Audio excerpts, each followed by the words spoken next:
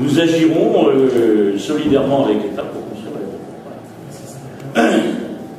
Donc ça, c'est donner une réponse positive. Bon, j'imagine pas qu'à ce stade, il puisse donner une réponse négative. Mais si tel est le cas, eh bien, nous mettrons en acte que le président de la République n'est pas au-dessus des lois.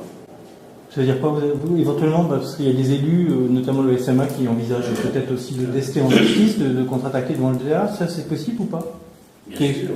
Je dis le président de la République n'est pas au-dessus des lois, mais je n'imagine même pas cette solution, parce que ce serait sans doute une première dans l'histoire de la République moderne, c'est-à-dire depuis les lois de décentralisation, qu'un territoire de 6 millions d'habitants agisse contre l'État. Alors il agira, et nous agirons évidemment en conformité avec les institutions, non pas dans les champs, manifester. Mais ce serait une première dans l'histoire. 6 millions d'habitants, 2 régions, 9 départements, un ensemble de collectivités locales, des métropoles, qui agiraient solidairement, et sans doute aussi des citoyens.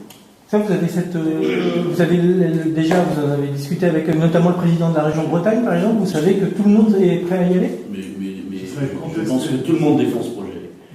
Personne plus ou moins vigoureusement qu'on est en Bretagne. Personne n'envisage qu'il y ait une alternative sur Nantes-Atlantique. Et certainement pas moi, ni Mme Roland.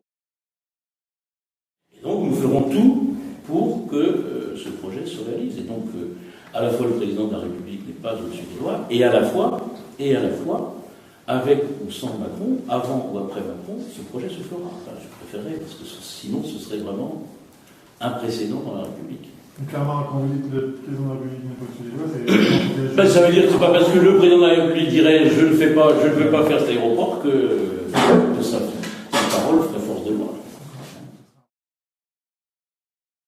Ce sera un recours. Ce sera plus que ça. Ouais. Ce sera une bataille juridique comme on n'a jamais connue dans le pays. Vous partiriez déjà dans un premier temps devant le tribunal administratif. Je dis que nous engagerons toutes les procédures, tous les recours possibles devant toutes les juridictions possibles. Européennes, françaises, etc.